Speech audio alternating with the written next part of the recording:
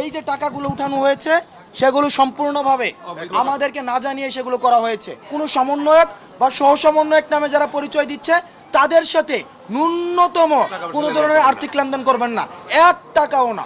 ডোনেশনটা আমরা কারোর কাছ থেকে নিচ্ছি না, জোর করে মানুষ দিচ্ছে নিজের ইচ্ছা। তো আমরা যেটা আসতেছে, যেটা থেকে খরচ হচ্ছে, আমরা টোটাল হিসাব রাখতেছি।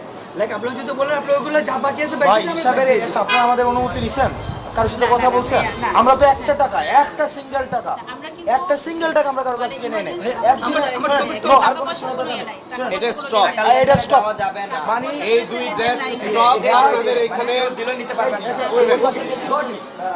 না না এই ভাই এটা এখন stop. stop and you please এটা leave the stop. place and whatever decision we will be taking আমরা কাজ করব। 5 জুন থেকে আন্দোলন করছি। 5 জুন থেকে আন্দোলনে আমাদের একটা টাকার কোনো ট্রানজ্যাকশন নাই, একটা সিঙ্গেল টাকা আমরা কারো থেকে উঠাই নাই, একটা টাকার জন্য আমরা কারো কাছে যাই নাই। আমাদের আন্দোলনের এটাই ছিল সবচেয়ে গুরুত্বপূর্ণ দিক, কারণ কোনো মানি ট্রানজ্যাকশন দিয়ে আমাদের আন্দোলন হয় নাই। যখনই টাকা আসে তখনই দেখা যায় এই আন্দোলন বিতর্কিত করার একটা চেষ্টা থাকে।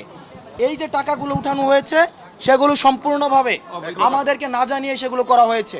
এই যে সমন্বয়কদের নামে বাংলাদেশের বিভিন্ন জায়গায় এখানে ফান্ডিং করা হচ্ছে, এই জায়গাগুলোতে আমাদের কোনো ধরনের আমাদের কনসেন্ট নাই। বাংলাদেশের যে প্রান্তে আপনারা কেউ সমন্বয়ক এবং সহসমন্বয়ক পরিচয়ে কারোর সাথে আপনারা আর্থিক লেনদেন করবেন না, কারোর সাথেই না। কারণ আমরা সেন্ট্রালি কেউ টাকা পয়সা লেনদেনের সাথে আমরা উৎসাহ দিচ্ছি না, আমাদের প্রয়োজন পড়ছে না।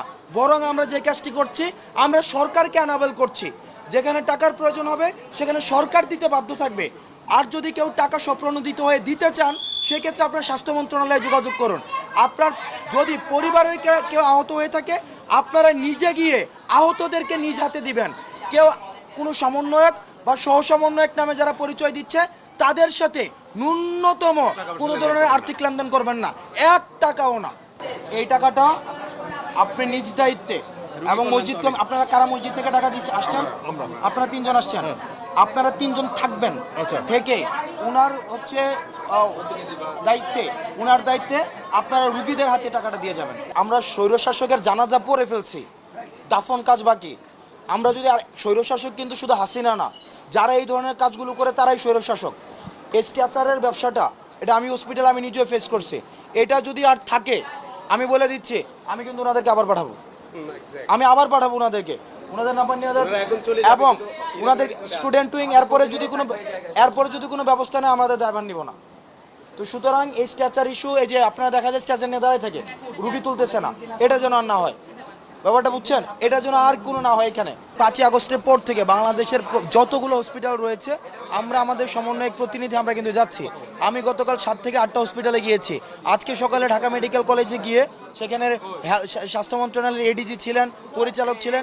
সেখানে আমরা একটা ইউনিফর্ম হচ্ছে একটা মানে স্পেশালাইজড ডেডিকেটেড কেয়ার ইউনিট করে দেওয়া হয়েছে, যেখানে শুধুমাত্র যারা এই আন্দোলনে আহত হয়েছে তাদেরকেই চিকিৎসা দেওয়া হবে এবং সেটি সম্পূর্ণ ফ্রিতে। বাংলাদেশের যতগুলো সরকারি হসপিটাল রয়েছে সেখানে সম্পূর্ণ ফ্রিতে তাদের জন্য স্পেশালাইজড ডেডিকেটেড একটা ইউনিট থাকবে। দেখেন আমাদের সমন্বয়কদের পক্ষে এটা তো আর আমাদের লেজিটিমেসি নেই, আমাদের অথরিটি নেই। আমরা যেটা করতে পারি ভলেন্টিয়ারিলিভাবে তাদেরকে হেল্প করতে পারি। এই অ্যাসিস্টের জায়গা থেকে কিন্তু আমরা আমাদের প্রতিনিধিরা অলমোস্ট সব হসপিটালে ছুটে যাচ্ছে।